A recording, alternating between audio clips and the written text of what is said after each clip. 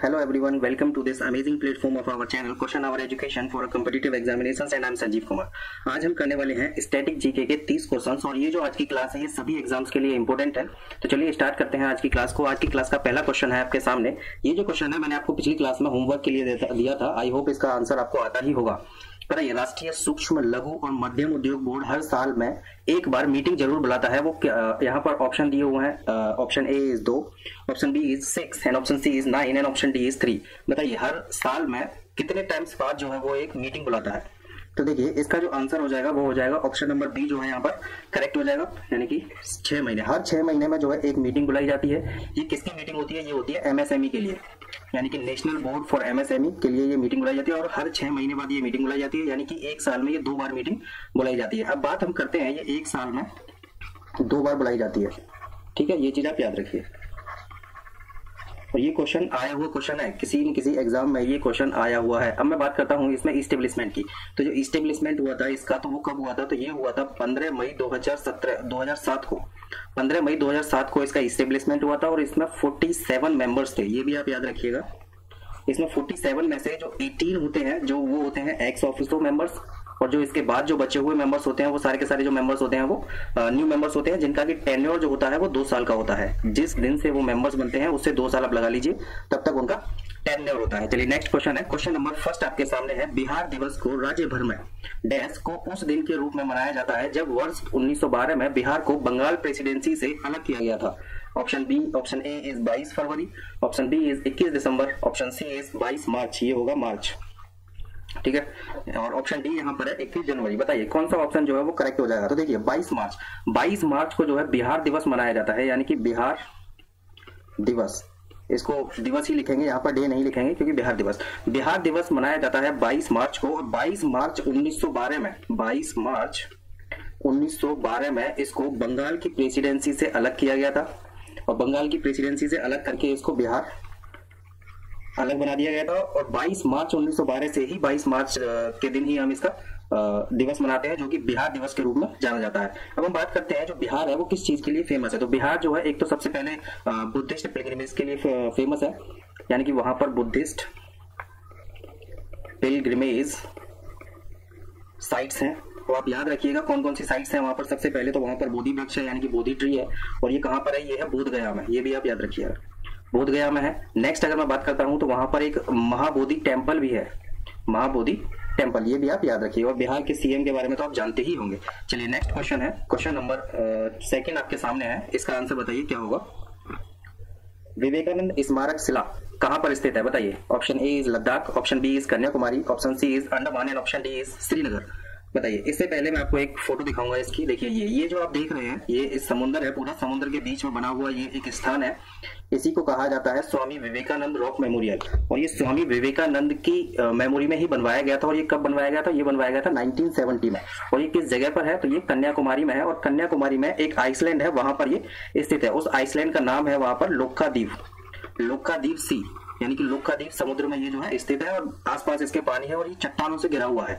ये भी आप याद रखिए। Vivekananda rock memorial is located in Kanyakumari, यानी कि ऑप्शन नंबर बी जो है यहाँ पर करेक्ट हो जाएगा। 1970 में इसको बनवाया गया था। ये भी आप याद रखिए। कभी कभी क्वेश्चन पूछ लिया जाता है कि ये कब बनवाया गया था और ये किसके ऑनर में बनवाया गया था। तो विवेकानंद जी के ऑनर में इसको बनवाया गया था। ये भी आप याद रखिए। चलिए नेक्स्ट क्वेश्चन है आपके सामने।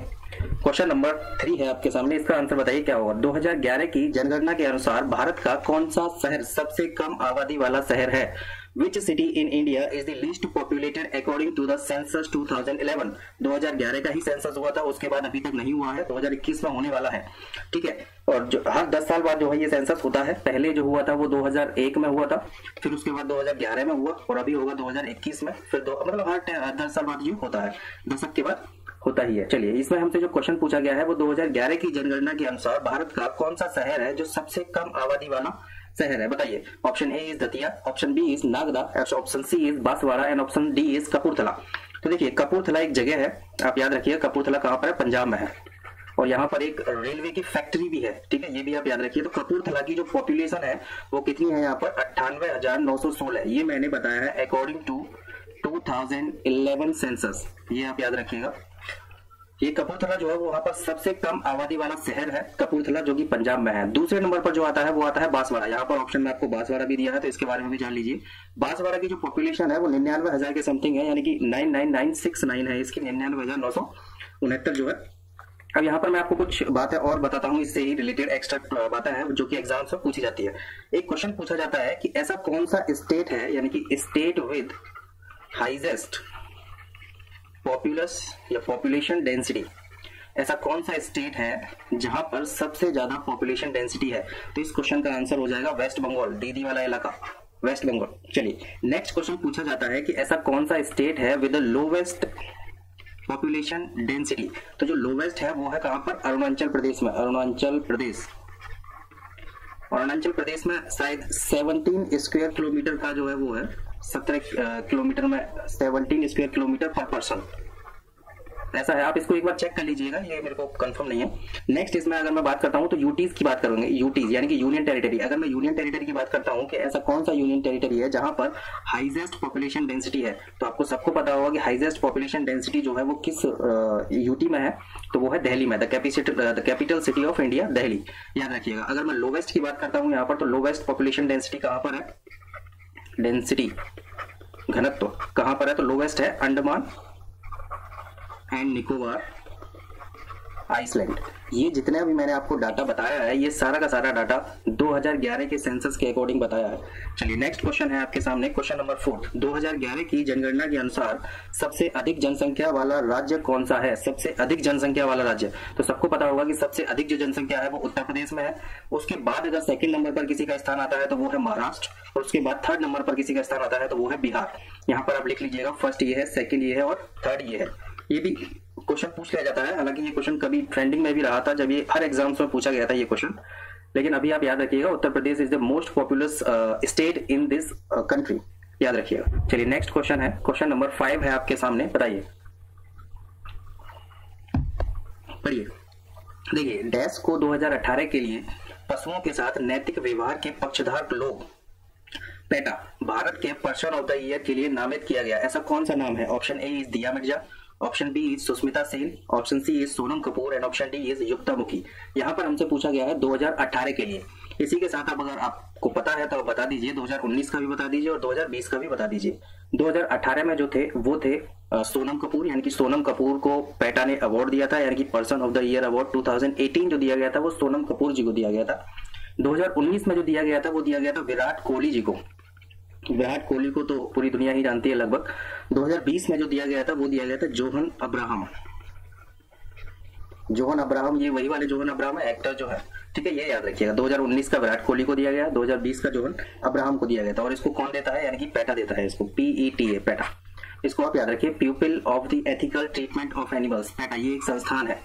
चलिए नेक्स्ट क्वेश्चन है, क्वेश्चन नंबर 26 है आपके सामने। 23 मार्च को भगत सिंह, भारत में 23 मार्च को भगत सिंह सुखदेव राजगुरु को उनकी पुण्यतिथि पर श्रद्धांजलि के रूप में कौन सा दिवस मनाया जाता है? Option A is protest day, option B is Shaheed Diwas, option C is tribute day and option D is Virodh Diwas. On March 23rd, India observes dash day या फिर दिवस as a tribute to Bhagat Singh Sukhdev and Rajguru on their death anniversary. आप सभी को पता होगा 23 March 1931, 23 March 1931 ये वो दिन था जिस दिन भगत सिंह, सुखदेव और राजगुरु को फांसी दी गई थी, और उस दिन को हम लोग शहीद दिवस के रूप में, पुण्यतिथि जो है श्रद्धांजलि के रूप में हम इसको मनाते हैं। 23 मार्च 1931 को भगत सिंह, सुखदेव और राजगुरु को फांसी दी गई थी। Bhagat Singh, Sukhdev and Rajguru were hanged on 23 March 1931, यानी कि ऑप्शन नंबर बी जो है इसका करेक्ट हो जाएगा, यानी कि शहीद दिवस के रूप में मनाया जाता है। चलिए नेक्स्ट क्वेश्चन है, क्वेश्चन नंबर 7 आपके सामने है। यहाँ पर इलेक्ट्रॉन नहीं होगा, यह है इलेक्ट्रॉन। इलेक्ट्रॉन की खोज वर्ष 1897 में किसके द्वारा की गई थी? बताइए, वर्ष 1897 में तो ये की गई थी जे थॉमसन। आपको अगर कहीं ऑप्शन दिख रहा हो जे ऑप्शन, तो आप ऑप्शन को लगा दीजिए। वैसे ऑप्शन नंबर ए जो है वो जे थॉमसन से ही रिलेटेड है। तो जे थॉमसन ने 1897 में इलेक्ट्रॉन की खोज की थी, और इसके लिए इनको नोबेल प्राइज भी मिला था, और वो मिला था 1906 में। और किस में दिया गया था? ये फिजिक्स में दिया गया था, ये भी आप याद रखिएगा, ठीक है। चलिए नेक्स्ट क्वेश्चन है, क्वेश्चन नंबर 8 आपके सामने है। वर्ल्ड डैश डे 2019 23 मार्च को the sun earth and the weather theme के साथ मनाया गया है। कौन सा दिवस मनाया गया है? 23 मार्च को। यहाँ पर ये मार्च होगा, ठीक है, आप इसको करेक्ट कर लीजिए। ऑप्शन यहाँ पर दे रखे हैं। ऑप्शन ए इज मौसम विभाग, ऑप्शन बी इज भूवैज्ञानिक, ऑप्शन सी इज भौगोलिक एंड ऑप्शन डी इज ज्योतिषीय। World Dash Day 2019 was observed on 23rd March with the theme The Sun, the Earth and the Weather। बताइए कौन सा दिवस मनाया गया है? तो मौसम विज्ञान जो है ये दिवस मनाया गया है। आप ऑप्शन नंबर ए जो हो जाएगा यहाँ पर करेक्ट हो जाएगा। 2019 की जो थीम थी वो थी the sun, earth and the weather. ये जो थीम थी ये 2019 की थी। इसी के साथ अब जो क्वेश्चन पूछा जाएगा 2020 के लिए भी पूछ सकता है, 2021 के लिए भी पूछ सकता है, क्योंकि 23 मार्च निकल चुका है। तो 2020 की जो थीम थी वो थी क्लाइमेट एंड वाटर। ये जो थीम थी क्लाइमेट एंड वाटर 2020 की थीम थी। अगर 2021 की अगर मैं बात करता हूं तो 2021 की जो थीम थी वो थी the ocean, our, climate and weather. WEATHER weather. Climate में यहाँ पर ई भी आएगा, ठीक है, आप इसको याद रखिए। और ये हम कब से मनाते चले आ रहे हैं तो ये भी आप याद कर लीजिए। 23 मार्च 1950 1950 23 मार्च 1950 को पहली बार मनाया गया था और 23 मार्च को इसको हर साल मनाया जाता है। 2019 की जो थीम थी वो थी the sun, earth and the weather. 2020 की थीम थी क्लाइमेट एंड वाटर। 2021 की जो थीम थी वो थी the ocean, our, climate and weather. चलिए नेक्स्ट क्वेश्चन है, क्वेश्चन नंबर 9 है। पियरे क्यूरी ने अपनी पत्नी मैरी क्यूरी और हेनरी बेकरेल के साथ भौतिकी में 1903 का नोबेल पुरस्कार किस क्षेत्र में दिया गया था? किससे संबंधित अपनी खोजों के लिए साझा किया था? बताइए। Pierre Curie and Marie Curie, ये दो पति पत्नी थे, पियरे क्यूरी और Marie Curie. Pierre and Marie ये दोनों जो थे पति पत्नी थे और इनको जो है हाफ अवार्ड मिला था। ये भी आप याद रखिएगा, half award, half Nobel award मिला था और जो हाफ मिला था वो मिला था हेनरी बेकरेल को, ठीक है, ये चीज आप याद रखिएगा। Pierre Curie and Marie Curie को हाफ मिला था और हाफ जो मिला था वो मिला था हेनरी बेकरेल को। और ये किसके संबंधित मिला था? तो रेडियो एक्टिविटी की खोज के संबंध में ये दिया गया था, यानी कि ऑप्शन नंबर डी जो हो जाएगा यहाँ पर वो करेक्ट हो जाएगा, ठीक है। On half for the Henry Becquerel in a recognition of the extraordinary services in the discovery of the spontaneous radioactivity and the other half, जो other half था वो jointly दिया गया था Pierre Curie and Marie Curie को, याद रखिए। चलिए नेक्स्ट क्वेश्चन है, क्वेश्चन नंबर 10 है आपके सामने और इसका आप आंसर बताइए क्या होगा। पृथ्वी पर एक बड़े क्षुद्र ग्रह के प्रभाव से डायनासोर के विलुप्त होने का सिद्धांत किसके द्वारा दिया गया है? और ये कौन सा जो है करेक्ट हो जाएगा? तो देखिए एक व्यक्ति थे जिनका नाम था Luis Alvarez. Option number B जो हो जाएगा इसका करेक्ट हो जाएगा और इसके लिए इनको नोबेल प्राइज भी दिया गया था। और इनको नोबेल प्राइज कब दिया गया था? 1968 में इनको नोबेल प्राइज दिया गया था। चलिए नेक्स्ट क्वेश्चन है, क्वेश्चन नंबर 11 आपके सामने है। 1912 में परमाणु बैटरी का आविष्कार किसने किया था? बताइए। Option A is Alexander Volta, option B is Henry Moseley and option C is Benjamin Franklin and option D is Louis Pasteur. तो किसने किया था? तो ये किया था हेनरी मोजले ने। और हेनरी मोजले के बारे में एक और चीज, ये तो 1912 में इन्होंने परमाणु बैटरी का जो है आविष्कार किया था and discovered A mathematical relationship की भी खोज की थी। किस किसके बीच में? Between X ray wavelength and the atomic number of metals, और इसी को बोला जाता है, इसी को क्या बोला जाता है? इसी को बोला जाता है मोजलेस लॉ। आपने सबने ये पढ़ा होगा मोजलेस का नियम, यानी कि मोजलेस लॉ आपने सबने पढ़ा होगा। 1912 में परमाणु बैटरी का आविष्कार इन्होंने ही किया था, हेनरी मोजले ने। चलिए नेक्स्ट क्वेश्चन है, क्वेश्चन नंबर 12 है आपके सामने। सुपर स्टेट क्रिकेट के खेल का विश्लेषण करने के लिए एक नया मंच जिसमें 3 मैट्रिक्सेस होगा यहाँ पर MATRICS मैट्रिसेस शामिल हैं, निम्नलिखित में से कौन सा उनमें से एक नहीं है? तो मैं आपको बता देता हूं कि वो 3 मैट्रिसेस कौन कौन सी हैं। सबसे पहली आप लिखिएगा, नोट कीजिएगा। सबसे पहली है इसमें LUC के लक इंडेक्स, दूसरी है इसमें स्मार्ट स्टेट्स और तीसरी है इसमें फोरकास्टर, ठीक है। ये जो ऑप्शन होगा यहाँ पर ये होगा फोरकास्टर, वैसे तो इंग्लिश में लिखा हुआ है नीचे। तो हमसे यहाँ पर जो पूछा गया है कि which of the following is not one of them, तो यहाँ पर स्कोर इंडेक्स करके नहीं है, यानी कि ऑप्शन नंबर ए जो है यहाँ पर गलत दिया हुआ है और यही ऑप्शन हमारा सही हो जाएगा क्वेश्चन के हिसाब से। चलिए नेक्स्ट क्वेश्चन है आपके सामने, क्वेश्चन नंबर 13 है। फरवरी 2019 में फ्लाइट लेफ्टिनेंट किसने पहली भारतीय महिला फ्लाइट इंजीनियर बनकर इतिहास रचा है? बताइए ऐसी कौन सी महिला थी जिन्होंने इतिहास रच दिया है? 2019 फरवरी 2019 में वो पहली भारतीय महिला फ्लाइट इंजीनियर बनी थी और इसी के साथ उन्होंने इतिहास रचा है। इतिहास इसलिए रचिया क्योंकि उनसे पहले कोई था ही नहीं। देखिए ऑप्शन ए जो दे रखा है मोहना है, ऑप्शन बी हिना जायसवाल है, ऑप्शन सी भावना सेठ है and option D Anjali Gupta है। तो हिना जायसवाल एक ऐसा नाम है जिन्होंने फरवरी 2019 में भारत की पहली महिला फ्लाइट इंजीनियर बनकर इतिहास रचा है। इनका नाम बहुत ज्यादा इंपॉर्टेंट है, हिना जायसवाल, आप इनको याद रखिए। चलिए नेक्स्ट क्वेश्चन है, क्वेश्चन नंबर 14 आपके सामने है। सफदरजंग का मकबरा एक बगीचे के बीच में स्थित है, नवाब शुजा-उद-दौला द्वारा कहां पर इसको बनवाया गया है? बहुत ही सिंपल क्वेश्चन है और आप सब इसका आंसर लगा देंगे दिल्ली। ऑप्शन सी जो हो जाएगा इसका करेक्ट है। चलिए नेक्स्ट क्वेश्चन है, क्वेश्चन नंबर 15। डैश कर्नाटक के सक्रिय पत्रकार, यहाँ पर होगा ये सक्रिय पत्रकार यानी कि एक्टिव रिपोर्टर, सक्रिय पत्रकार जिसे सितंबर 2017 में गोली मार दी गई थी को मरणोपरांत एक पुरस्कार दिया गया था, अन्ना पोलितकोवस्काया पुरस्कार 2017 से सम्मानित किया गया था। उनका नाम पूछा गया है, तो उनका नाम था गौरी लंकेश। गौरी लंकेश को ही ये अवार्ड दिया गया था और उनकी हत्या कर दी गई थी और उनको मरणोपरांत ये पुरस्कार मिला था। करंट अफेयर का क्वेश्चन बनता है ये। 2017 में जितने भी एग्जाम हुए थे सब में ज्यादातर ये क्वेश्चन पूछा ही गया था। सितंबर 2017 की ये बात थी। 17 के बाद जितने भी 18 में एग्जाम हुए थे उसमें ये क्वेश्चन पूछा गया था। चलिए नेक्स्ट क्वेश्चन है, क्वेश्चन नंबर 16 आपके सामने है। बताइए, स्वरूप रावल नाम है ये, Swaroop Rawal, an Indian teacher at Lavad primary school. इस स्कूल का नाम देखिएगा जरा ध्यान से। यहाँ पर पूछा गया है कि ये जो लावार्ड प्राइमरी स्कूल है ये किस जगह पर है? Lavad primary school in dash was in the running for the prestigious global teacher prize 2019 which honours the world's best teacher. बताइए, स्वरूप रावल जो है वो डैश में लावार्ड प्राइमरी स्कूल में एक भारतीय प्रतिष्ठित वैश्विक शिक्षक पुरस्कार 2019 की सूची में रही जो दुनिया की सर्वश्रेष्ठ शिक्षक को सम्मानित करता है। बताइए 2019 में किसको? और ये यहाँ पर हमसे जो पूछा गया है बस इतना पूछा गया है कि लावार्ड प्राइमरी स्कूल कहाँ पर है। तो लावार्ड प्राइमरी स्कूल जो है वो कहाँ पर है? गुजरात में है और गुजरात की ही ये इस स्कूल में एक शिक्षिका है स्वरूप रावल। इन्हीं को जो है ये अवार्ड दिया गया है 2019 का। और ये जो अवार्ड दिया जाता है ये दिया जाता है वर्ल्ड्स बेस्ट टीचर के रूप में दिया जाता है, यानी कि वर्ल्ड्स बेस्ट टीचर। इससे पहले इनको एक और अवार्ड दिया गया है, शिक्षा के क्षेत्र में ही दिया गया था इनको अवार्ड, वो था person of the year, person of the year award. और ये किस फील्ड में दिया गया था? तो ये एजुकेशन के फील्ड में दिया गया था, आप याद रखिएगा। चलिए नेक्स्ट क्वेश्चन है, क्वेश्चन नंबर 17 आपके सामने है। वियाहुला गिद्दा, आप वियाहुला ना पढ़े तो कोई बात नहीं है, आप सीधे सीधे गिद्दा पढ़िए। गिद्दा जो है भारतीय राज्य में, भारत के किस राज्य में ये एक लोकप्रिय नृत्य है वो किया जाता है? तो जो गिद्दा है वो पंजाब में किया जाता है और इसको स्पेशली वुमेन्स करती हैं।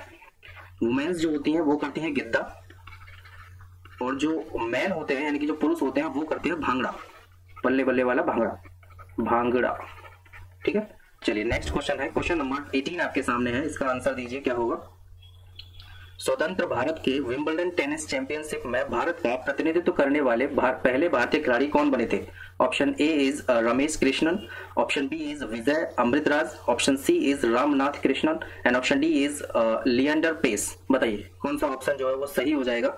तो एक व्यक्ति थे जिनका नाम था Ramnath Krishnan. Ramnath Krishnan became the first Indian player to represent India at the Wimbledon tennis championship of the independent India, यानी कि स्वतंत्र भारत की बात की गई है, स्वतंत्र भारत के ये बने थे और ये 2 बार बने थे। कब कब बने थे? 1960 में सेमीफाइनल में पहुंचे थे और 1961 में पहुंचे थे। चलिए नेक्स्ट क्वेश्चन है, क्वेश्चन नंबर 19। निम्नलिखित में से कौन एबल पुरस्कार 2019 जीतने वाली पहली महिला बनी है?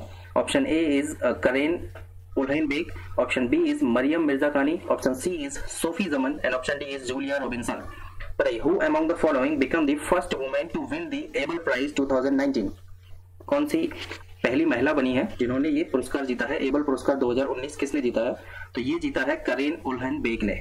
ऑप्शन नंबर ए जो हो जाएगा यहाँ पर करेक्ट हो जाएगा। और ये तो 2019 की बात हो गई। अगर बात की जाए कि 2020 में किसने जीता है, तो 2020 में जीता है हिलेल फर्स्टेनबर्ग ने, ये नाम याद रखिएगा। और ये कहाँ की? ये हिब्रू यूनिवर्सिटी ऑफ जेरूसलम, उसमें जो है ये प्रोफेसर है। ये आपने नाम सुना होगा, Hebrew university, Hebrew university of Jerusalem. Jerusalem, Jerusalem भी बोला जाता है और इसको येरूशलम भी बोला जाता है। इन दोनों के पीछे एक बड़ी कहानी है कि इसको येरूशलम क्यों बोला जाता है और इसको जेरूसलम भी क्यों बोला जाता है। ठीक है, चलिए अगर मैं बात करता हूँ केरेन उल्हनबेग, तो केरेन उल्हनबेग ये कौन है? ये अमेरिकन मैथमेटिशियन है। सबसे पहली बात तो इनके बारे में यही जान लीजिए कि ये एक अमेरिकन मैथमेटिशियन है। और दूसरी बात ये जान लीजिए कि ये फाउंडर है, किस चीज की फाउंडर है? Founder of modern geometric analysis, इसकी जो है ये फाउंडर भी है करेन उल्हनबेग। आप इनको याद रखिए। ऑप्शन नंबर ए जो है इसका करेक्ट है। नेक्स्ट क्वेश्चन है, क्वेश्चन नंबर 20। गमोछा किस भारतीय राज्य का सांस्कृतिक प्रतीक है? ये जो आपको यहाँ पर चित्र दिख रहा है, ये चित्र गमोचा ही है, ठीक है। इसको यूपी में जो बोला जाता है, इसको कहीं गमछा भी बोला जाता है, कहीं पर इसको अंगोछा भी बोला जाता है, कहीं पर इसको स्वापी भी बोला जाता है। आसाम में जो है इसको गमोछा बोला जाता है, और ये एक सांस्कृतिक प्रतीक है वहां का, आसाम का। आसाम के बारे में जब बात चली है तो यहाँ पर आसाम के बारे में आप जान लीजिए। आसाम का जो एनिमल है उसका नाम आप जान लीजिए, वो है इंडियन राइनोसोर्स।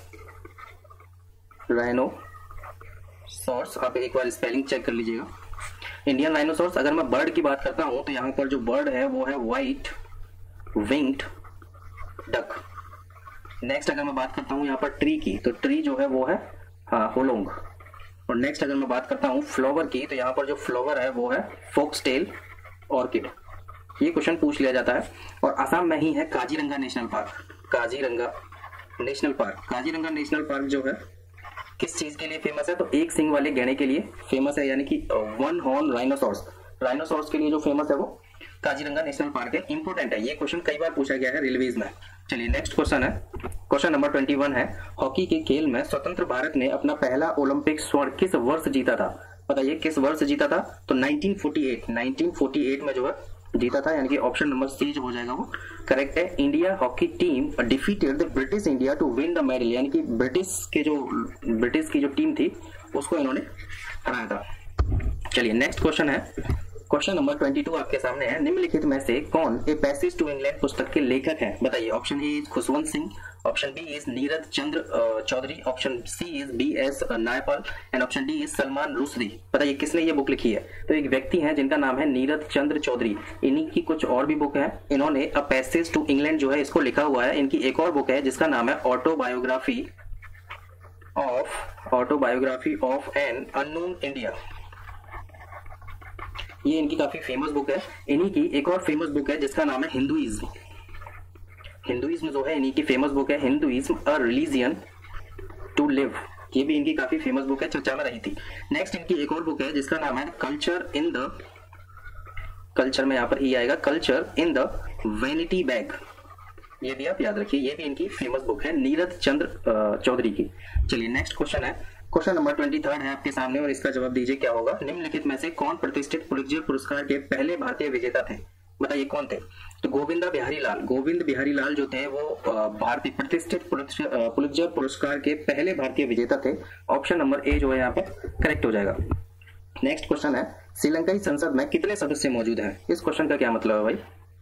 चलिए फिर भी बता दीजिए कितने सदस्य मौजूद हैं श्रीलंका की जो वहां पर संसद है उसमें कितने सदस्य हैं? तो वहां पर 225 सदस्य हैं, यानी कि ऑप्शन नंबर ए जो हो जाएगा इसका करेक्ट है। चलिए नेक्स्ट क्वेश्चन है, क्वेश्चन नंबर 25, 2018 यानी कि 2018 में सेंचुरी इज नॉट एनफ किसके द्वारा लिखी गई थी? बहुत ही फेमस बुक है और आप सबको पता होगा कि ये किसके द्वारा लिखी गई थी? सौरभ गांगुली जी के द्वारा लिखी गई थी, और ये इंग्लिश में लिखी गई थी। उन्हीं की ये एक ऑटोबायोग्राफी है। चलिए नेक्स्ट क्वेश्चन है, क्वेश्चन नंबर 26 आपके सामने है, वैश्विक पुनर्चक्रण दिवस यानी कि the world global recycling day किस दिन मनाया जाता है? 2019 में ये किस दिन मनाया गया, 2020 में किस दिन मनाया गया, 2021 में किस दिन मनाया गया, यानी कि हर साल मनाया जाता है। किस दिन मनाया जाता है ये आपको बताना है। 18 मार्च ये मनाया जाता है, 18 मार्च को। मार्च में जितने भी डेज से रिलेटेड इंपोर्टेंट क्वेश्चंस हैं वो आप एक बार जरूर देख लें, क्योंकि मार्च से बहुत ज्यादा क्वेश्चन पूछे जाते हैं ऐसे डेज से रिलेटेड मार्च मंथ से क्वेश्चन बहुत पूछे जाते हैं, मार्च मंथ आप याद रख लीजिए इसको। चलिए नेक्स्ट क्वेश्चन है, क्वेश्चन नंबर 27, शब्द है एक पुट का प्रयोग किस खेल में किया जाता है? ऑप्शन ए है गोल्फ, ऑप्शन बी है क्रिकेट, ऑप्शन सी है table tennis and option D है फुटबॉल। तो जो पुट है वो गोल्फ में इस्तेमाल किया जाता है, और इसी में एक वर्ड होता है पुटर। पुटर क्या होता है? जो गोल्फ की जो बॉल होती है उस बॉल को जिसके ऊपर रखा जाता है, फिर उसको स्टिक से मारा जाता है, तो बॉल को जब इसके ऊपर जो रखा जाता है इसी को बोला जाता है पुटर। ठीक है, किस गेम में ये इस्तेमाल किया जाता है? गोल्फ में इस्तेमाल किया जाता है। चलिए नेक्स्ट क्वेश्चन है, क्वेश्चन नंबर 28 है, न केवल श्रीलंका की प्रथम महिला प्रधानमंत्री बल्कि विश्व में प्रथम महिला प्रधानमंत्री थी। Option A is Upeksha Swarnamali, option B is Chandrika Kumaratunga, option C is Sirimavo Bandaranaike and option D is Rosy सेना नायके। आपने ये नाम बहुत इंपॉर्टेंट है, ये नाम बहुत बार सुना होगा, भंडार नायके। सिरिमावो जो है इनका आगे का नाम है और भंडार नायके जो है इनका सेकंड नेम है, लास्ट वाला नेम है। ठीक है, तो जो सिरिमावो भंडार नायके थी वही ऐसी पहली महिला थी, या फिर श्रीलंका की पहली महिला प्रधानमंत्री बोल लो या फिर विश्व की पहली महिला प्रधानमंत्री बोल लो, बात एक ही है। चलिए नेक्स्ट क्वेश्चन है, question number 29, missionaries of charity के संस्थापक मदर टेरेसा का जन्म कहां पर हुआ था? कहां पर नहीं, ये पूछा है कब हुआ था। तो ये हुआ था 26 अगस्त 1910 में। और अगर मदर टेरेसा का ओरिजिनल नाम अगर देखा जाए तो उनका नाम था मैरी टेरेसा बोजाक्सिवा। ये जो है उनका ओरिजिनल नाम था। कहां पर हुआ था, कब हुआ था? 26 अगस्त 1910 में हुआ था। क्वेश्चन नंबर 29 का ऑप्शन डी जो है वो करेक्ट है। बताइए 30वां क्वेश्चन है, क्वेश्चन नंबर 30 है, वर्ष 2014 में अंतर्राष्ट्रीय निशानेबाजी खेल महासंघ की विश्व रैंकिंग में पहले स्थान पर पहुंचने वाली भारत की प्रथम महिला निशानेबाज कौन थी? बताइए भारत की प्रथम महिला निशानेबाज कौन थी? तो वो थी हिना सिद्धू। हिना सिद्धू जो थी वो भारत की पहली महिला निशानेबाज थी जो कि विश्व में रैंकिंग फर्स्ट पर आई थी, यानी कि रैंकिंग 1 पर पहुंच गई थी। इन्हीं के साथ यहाँ पर आप जो शूटर्स हैं उनके और जो इंडियन शूटर्स हैं उनके नाम एक बार देख लीजिए। सबसे पहले जो नाम आता है वो आता है अभिनव बिंद्रा का। अभिनव बिंद्रा ये भी इंडियन शूटर्स हैं, ठीक है। और एक नाम आता है इसमें जीतू राय, और एक और नाम देख लीजिएगा, आजकल बहुत चल रहा है ये सौरभ चौधरी। सौरभ चौधरी का जो नाम है ये रेलवेज के एग्जाम में बहुत बार पूछा गया है, बहुत बार पूछा गया है। आप इसको देख लीजिए, इसको याद कर लीजिए। और ये हमारा आज का लास्ट क्वेश्चन था, ये क्वेश्चन देख लीजिएगा। ये क्वेश्चन आपके लिए घर से आपको इसका जवाब आपको कमेंट में देना है। पाकिस्तान की कौन सी जनजाति है जो वजरी नृत्य नामक पारंपरिक नृत्य करती है? ऑप्शन यहाँ पर दे रखे हैं Sindhu, option B is Baloch, and option C is Brahuis, and option D जो दे रखा है वो दे रखा है पास्तूर। और ये हमारा आज का लास्ट क्वेश्चन था। Thank you guys. अगर वीडियो अच्छी लगी हो तो वीडियो को लाइक कर दीजिए। अगर आपको कोई भी प्रॉब्लम है तो आप कमेंट करके बता सकते हैं, और वीडियो को शेयर जरूर करना अपने दोस्तों के साथ। और ये जो आज की वीडियो थी ये कई सारे एग्जाम्स को कवर करती है। जो मैंने आपको 30 जो क्वेश्चन कराए हैं ये बहुत ही इंपॉर्टेंट क्वेश्चन है, और स्टैटिक जीके के क्वेश्चन थे ये। स्टैटिक जीके जो है आज के कॉम्पिटिटिव एग्जामिनेशंस में इतना बड़ा रोल प्ले करता है कि स्टैटिक जीके के बिना अगर आप जाते हैं तो समझ लीजिएगा 3 से 4 क्वेश्चन आपके छूटने ही छूटने हैं। स्टैटिक जीके भी एक बड़ा ही पार्ट है, काफी सारे इसमें एरियाज कवर होते हैं, जैसे कि बहुत सारे परियोजनाएं जो होती हैं, एटॉमिक पावर प्लांट जो होते हैं, ऐसे क्वेश्चंस रेलवेज में बहुत ज्यादा पूछे जाते हैं, और ये एसएससी के लिए भी इंपॉर्टेंट होते ही है। चलिए मिलते हैं फिर नेक्स्ट वीडियो में कुछ और भी नए क्वेश्चंस के साथ। और जो मैंने आपको क्वेश्चन दिया है एचडब्ल्यू वाला, उस क्वेश्चन को आप कमेंट में आंसर करेंगे, उस क्वेश्चन का आंसर आप करेंगे कमेंट में, और इसको भूलना नहीं है।